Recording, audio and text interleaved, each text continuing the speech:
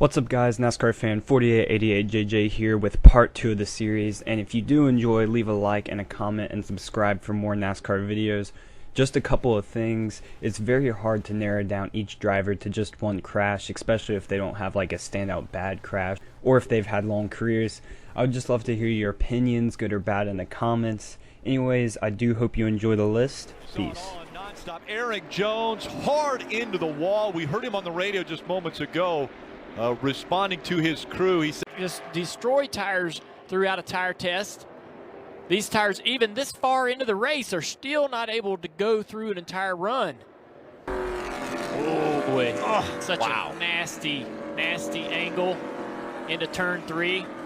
One of the fastest. Shepard led this race. He has led it today. He finished 13th. He said it was that win. Out of control goes KENSETH. Over on his roof. Get back on the wheels.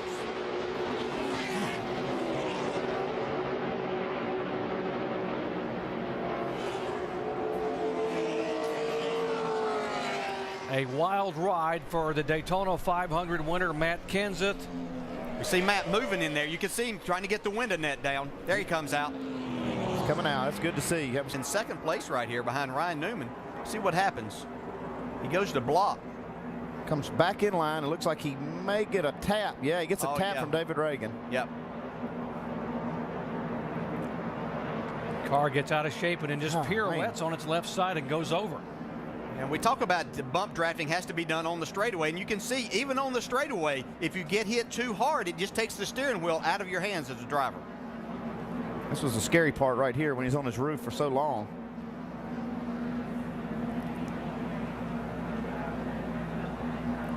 Looked for a minute like he might save it, but then got down there. Golly, this is tough. Yeah, and Matt really did a great job. If he goes up in front, he takes out 15 or 18 cars, so he did a great job of not creating that situation.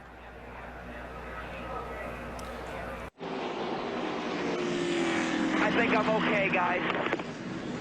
Back at California Speedway, hard crash in the corner of the 88 car. Brad Keselowski, heavy impact into the wall. Couple of cars involved. A turn 4, it's a big drag race down into turn 1.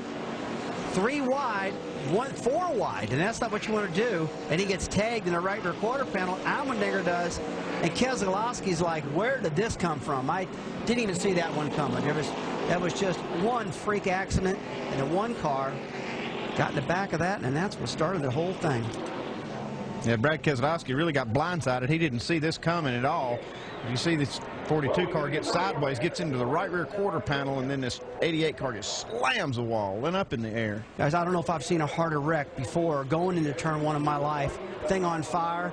Again, the soft wall that NASCAR's got at most all these racetracks really held up, and it was a great thing. And we saw Brad get out of the car. That's great. And boy, I'll tell you what, that reminds me of some bad accidents we've seen in this sport in the past.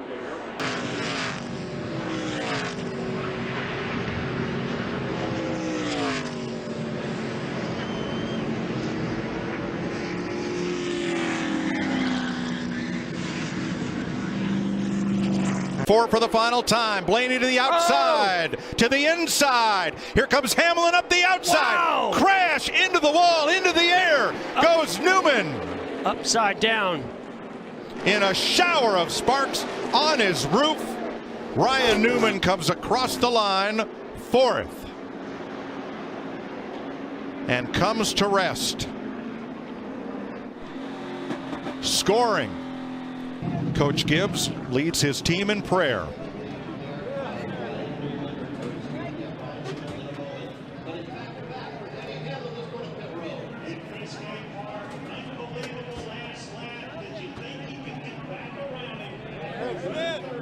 Denny Hamlin, Ryan Blaney, too close to call. The inside, they lock bumpers and turns Ryan Newman around. Upside down he goes. Corey LaJoie coming along, making contact. Blaney tried the top side, tried to get low.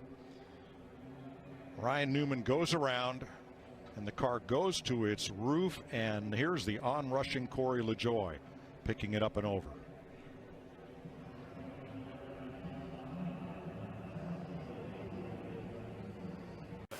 No, got trouble getting into 3, guys.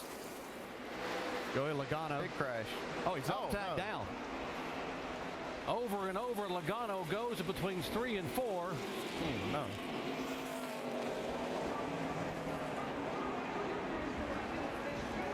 Our car will come back to rest on all 4 tires. Heavy, heavy crash here on lap 32.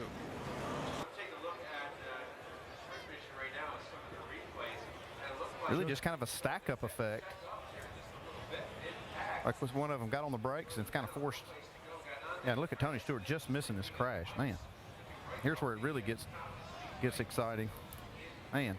We talked about that there's nowhere to go as you come off of these corners, and when something like this happens, you make a commitment, and you've got one opportunity really to miss this wreck. Tony Stewart did a great job. Some others got. You know it's going to be bad right here when he comes up in front of traffic. Reed Sorensen makes the impact. Scott Speed got a piece of it also. The car's actually going backwards when it starts to lift up and go over and begin to tumble. Yeah, it's just being pushed, and as he kind of dug in a little bit and it was continued to get pushed there, that's what got it up and rolling. You hear what you talk about how high the banks are here, and you see he's just tumbling down that bank. There's so much height difference right there from the top of the bank down to the apron. 3-story. Finished 26th at Martinsville. Whoa, whoa, guys, whoa, whoa. Oh, no. Oh, my gosh. I have never seen anything like that in my life. He hit that wall a ton. Oh, my gosh. The brakes were pulled back, and so I didn't know what to do but just hit the gas. So I smashed the gas, and that was the wrong choice. I should have just rode it out. The car took a hard right into the wall head on, and then barreled about 13 times. And you know, it's so crazy because it plays in my mind slow motion. I can still play it in my mind slow motion. And I remember when it landed on all 4s, and is heating up. Look at Cedric, and there goes Nemechek around. Off the nose of Segan, hard into the inside wall. Hold a brake. You're all right, man? Jolt to the driver, it just makes me smile knowing that that guy's going to be able to walk away. Watch how this wall gives. And that's a terrible angle to hit at, too. And look at the... He's chasing the 22 down to try to get the side draft off him, and I don't think he knows that he's there. Yeah, Ryan Sieg was in a hole there, and no. Tell him he's going to be a little up down after we wreck it. He's wrecking behind you. What a moron. What a waste of track. 4th in points, Brennan Poole just involved in a big accident here at Phoenix. This could be huge for his possibility of making it to the championship 4. That might have just gone out the window. Yeah, big. You see the wall at the bottom of the racetrack? Brennan Poole can only go so low. The 8 swings left. He doesn't know the 48's coming.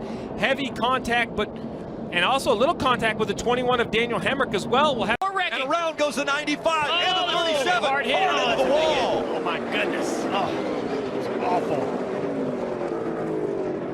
Ryan Preece, our team right there, and how about that? Frustration to climb out of the car, but still, man, what a hard hit, and glad to see him. Time at Newman's there.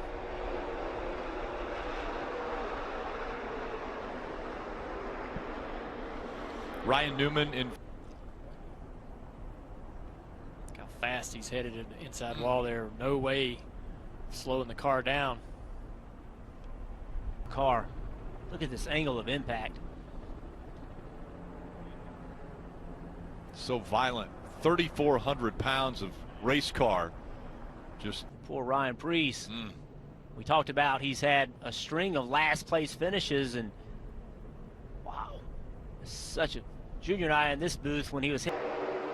Oh no, ahead of them, the 95 gets in the wall. Christopher Bell and front, side by side into 2. They make contact. Reddick and Bell hard into the outside wall. Everybody races to their inside, and just a sledgehammer shot. as he goes up the racetrack, guess what? Reddick's there. So Reddick may have said on the radio that he took responsibility. I don't blame him at all. I'm blaming the 20, but it's not like he meant to. He just lost. Are connected to the 20 wiggles. I don't think really Reddick did anything wrong, nor did Christopher Bell. That was actually into turn 2.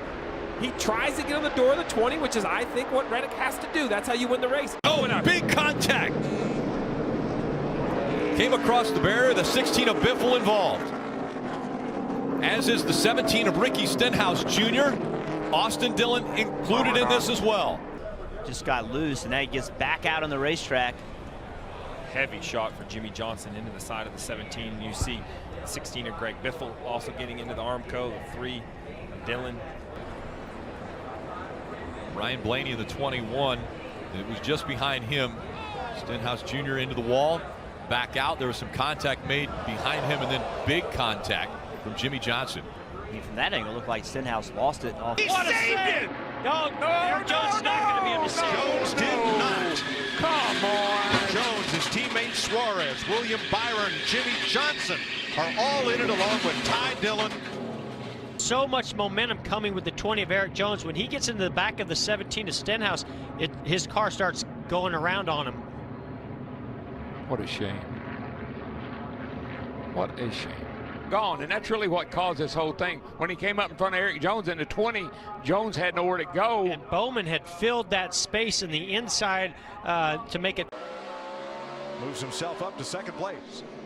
In the wall hard goes Casey Kane and Martin Truex. Wow, that was huge. Look at that car. And you think we're not going fast here? Martin's all right. Unhooks his cool tube. Think they're not going fast here? Watch this.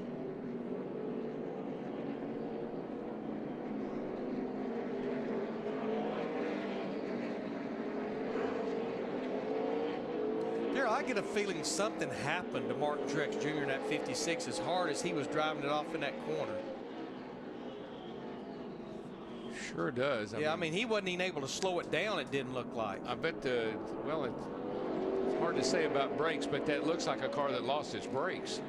With 7 laps to go, he went on to win that race. Oh, hard into the wall. It's a 43. Bubba Wallace slams the wall. He had a brake failure, could not stop this car at all. I remember the year that happened to Jeff Gordon, when Jeff Gordon had a brake failure, did the same thing, went for the grass to try to knock off some speed. As well, you might imagine. He's not nearly as sore as he's going to be tomorrow morning, but you're right, a very reminiscent wreck to the one Jeff Gordon suffered. Coming into turn 1 where you apply the brakes might not have been survivable, and today Bubba Wallace climbs out of that car, walks to the ambulance under his own power. Yeah, I tell you what, thank gosh for the development of the